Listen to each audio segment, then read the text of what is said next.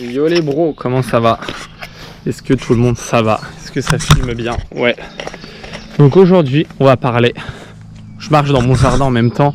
Et ouais, non, mais attends, je suis dégoûté parce que j'ai tourné les vidéos tout à l'heure. Et je sais pas, j'ai supprimé comme un gros CON là. J'ai supprimé la vidéo, du coup je suis obligé de tout refaire, je suis dégoûté. En plus j'avais bien fait la vidéo et tout, enfin j'avais bien expliqué. Bref, ça me saoule, bon c'est pas grave. En gros, on va parler, en gros je vais vous donner des conseils entre guillemets. Putain, il y a le coq là. Des conseils entre guillemets, ou mon avis plutôt, comme ça va vous donner des idées. Vous pourrez en repiquer 2-3 idées et après refaire votre sauce, ce que j'ai dit. Et puis avec votre expérience.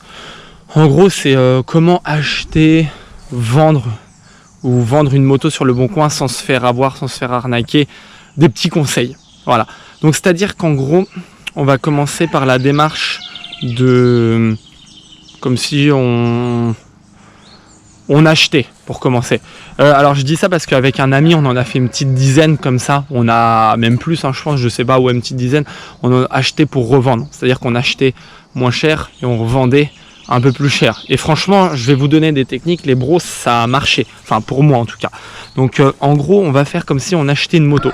C'est-à-dire que donc vous voyez sur le bon coin la moto, vous la cherchez. Bon, déjà, il faut être hyper actif. Il faut connaître la fil d'actualité du bon coin vraiment par cœur. De toute façon, vous le voyez, hein, au bout d'un moment, vous allez retomber dessus. Vous mettez vos filtres. Comme ça, dès que vous recevez une notification, boum, vous consultez. Vous êtes sur le, voilà, vous êtes au front, quoi. Voilà. Une fois que vous avez fait ça, ça prend déjà un peu de temps. Bon, déjà en une semaine, regardez tous les jours, au moins 3-4 fois par jour sur le bon coin. Voilà, ça prend un peu de temps, mais une fois que vous faites ça, vous connaissez déjà un petit peu le prix du marché. Donc après, une fois que vous avez trouvé une moto, par exemple, donc vous appelez le mec. Et là, vous posez quelques questions, vous essayez de voir si la moto, si le mec déjà il est sincère, ce qu'il dit est vrai ou pas. Essayez d'analyser vraiment le plus possible. Après, vous allez vous faire vous-même votre propre liste de questions, votre propre façon de faire. Par exemple, si le mec il a des factures, etc. Voilà. Et en fait, vous essayez de diagnostiquer, donc si vous connaissez la moto, tout ce que le mec il n'a pas dit, voyez. Et en général, nous, beaucoup de cas, c'est-à-dire beaucoup de fois, les gens en fait ils disent pas tout, ils cachent des trucs sur les motos, surtout quand elles sont un peu moins chères ou des trucs comme ça. Franchement, c'est souvent, très souvent qu'ils cachent des trucs, ils ne le disent pas. Et c'est justement là l'intérêt d'aller négocier. C'est-à-dire que vous avez demandé le plus d'infos possible, vous faites genre la moto donc elle marche, elle est nickel en gros quoi. Au téléphone, le mec il va s'en rappeler. Hein. Vous dites bon elle est nickel, du coup le mec il va dire oui elle est nickel, il y a juste le kitchen à changer par exemple. Et comme ça quand vous arrivez, bah vous allez essayer de l'allumer sur le plus de choses possible. En fait vous lui dites vous m'avez dit au téléphone qu'il n'y avait que le kitchen à changer. Et en fait il y a beaucoup plus que le kitchen à changer. Moi ça rentre plus dans mon budget, vous voyez. C'est à dire que moi je suis arrivé avec une somme et au final je vais devoir me retrouver à faire je sais pas combien de frais, vous voyez. Et ça c'est un peu la technique. Et essayez de la jouer vraiment cool aussi, parce que le mec, si vous commencez à l'assassiner, vous allez l'énerver. Et le but c'est surtout pas de l'énerver, c'est d'essayer d'être gentil avec lui, du genre ah putain je suis dégoûté, putain c'était vraiment mes seules économies de l'année, je peux même plus j'ai même prévu de pas partir en vacances pour m'acheter une moto. Vous voyez, essayez de faire copain avec lui, parce que souvent les gens ils sont un peu agressifs. Et franchement, c'est pas le but. Le but, c'est de le caresser dans le sens du poil et de lui montrer que vous pouvez être son pote. Et peut-être voilà, c'est plus intelligent en tout cas de faire ça. Enfin, pour mon avis, c'est ça. Voilà. Ensuite, on va faire genre comme si vous vendez la moto. Vous allez voir, en plus, c'est vraiment... attends, ça me gratte. C'est vraiment en plus honnête de ma part. Parce que franchement, la technique, elle est nickel et elle est honnête. Elle va pas vous attirer d'ennui. C'est-à-dire qu'en gros, quand vous achetez une moto, donc, vous allez refaire, parce que vous allez vendre une moto, le but c'est de vendre un truc quand même qui marche. Enfin, vous n'allez pas revendre une épave ou un vis caché. Donc le mec il va vous rappeler, il va vous casser les couilles. Donc le but c'est de rectifier les gros soucis, enfin les trucs qui font baisser les prix des motos. Donc qu'est-ce qui fait baisser les prix? Souvent c'est les kit chains. Bah oui, le mec il arrive, il voit le kit chain mort, il dit bah ça va me coûter 250 balles, donc le mec il va vouloir négocier moins 200 balles. Donc déjà vous changez kit chain, vous changez joint spi, vous changez s'il y a un piston à faire, bah faites-le, vous le faites vous-même, vous regardez sur des tutoriels, vous prenez votre temps, enfin je parle d'un 2 temps, hein. Parce que nous on faisait que des 2 temps, les 4 temps en général voilà, c'est un peu plus chiant, mais faites des 2 temps pour commencer. Vous faites des 2 temps, vous faites joint spi, au pire vous démontez les fourches et vous allez l'emmener au garage, vous n'allez pas payer moins de main d'œuvre. Voilà, vraiment vous optimisez donc la moto, vous changez les pneus par exemple, après vous voyez il faut faire attention parce que quand on fait beaucoup de frais après ça n'est plus rentable, c'est pour ça que le choix de la moto et le prix de la moto que vous avez acheté il est hyper important. Donc voilà, donc vous optimisez vraiment la moto. Et si par exemple vous n'avez pas le budget de l'optimiser, par exemple le pneu par exemple il est un petit peu attaqué, voilà ça rentre plus dans votre budget, et bien ce que vous faites c'est que vous dites clairement au téléphone, ah oui attends parce que j'ai pas terminé, donc vous dites le mec qui vous appelle, vous lui dites par contre le pneu est à changer. Et aussi vous faites une belle annonce, c'est-à-dire qu'il y a tellement de gens qui négligent l'annonce, et un truc hyper important encore plus que l'annonce c'est les photos, ils négligent, c'est le truc le plus important, c'est l'annonce et les photos. Et forcément bon la qualité de la machine, mais la première morsure de l'hameçon, c'est les photos et la qualité de l'annonce. C'est-à-dire que vous faut faire un beau texte. Tu vois, vous faites comme si vous faites une fiche technique. Vous voyez, vous détaillez tout, même des trucs, les poignées. Vous voyez, vous détaillez la moto. La selle, elle est nickel, vous le signalez. Enfin, vraiment, essayez de faire un check-up avec un petit A, petit B, petit C, vraiment. Dans l'annonce, comme ça, le mec déjà, il va se dire, l'annonce, elle est carrée. Le mec, il est sûr de ce qu'il vend.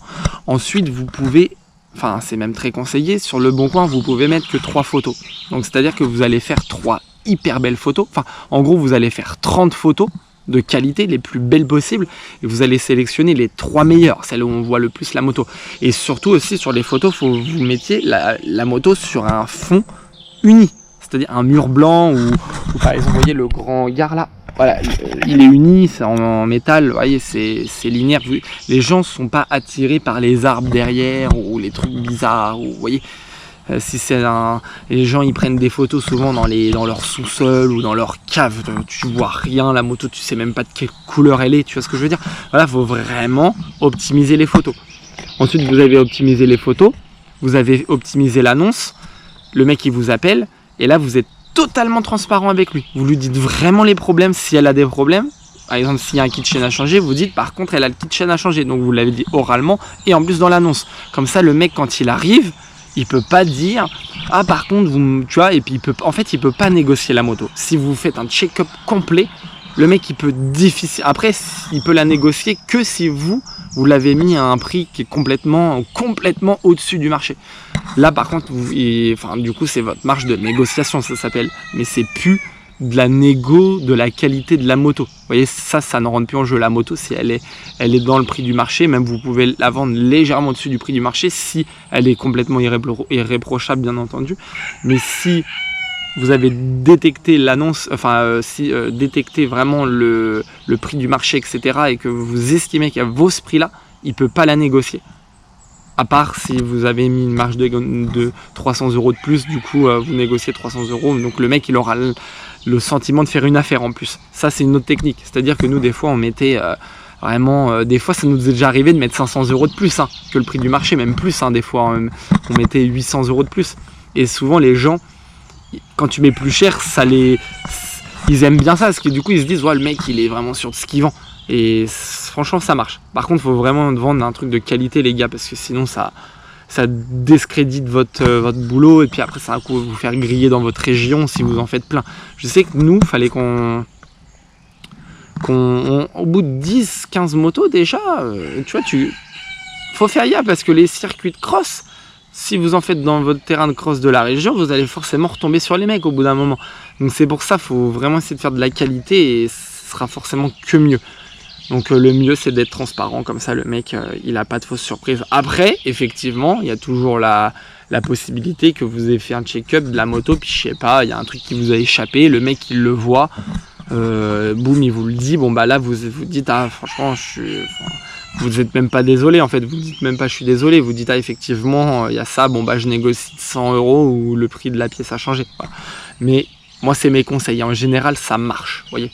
Donc je rappelle, pour acheter une moto, vous essayez d'avoir le plus d'infos possible sur la moto, comme ça le mec s'il cache des trucs, bah vous pouvez le négocier parce que ça rentre plus dans votre prix, et surtout soyez gentil avec, n'allez pas l'assassiner avec du genre des fois vous savez les joints spi qui fuient qu'un tout petit peu, tu sais, il y a un tout petit peu de gras, souvent les gens disent ah bah les joints spi a changé, non, essayez de vous attarder quand même plus sur des trucs, des vrais trucs.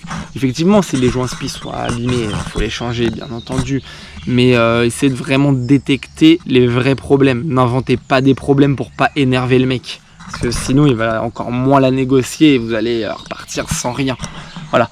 Donc ça c'est vraiment mes conseils, et voilà, encore une fois c'est juste mes conseils, c'est à dire qu'en gros vous avez sûrement votre expérience, si vous êtes tombé sur cette vidéo, prenez quelques conseils ou pas d'ailleurs, faites comme vous voulez, mais vous pourrez utiliser cette palette d'avis, on va dire, de conseils ou d'avis à votre guise, voilà les bros.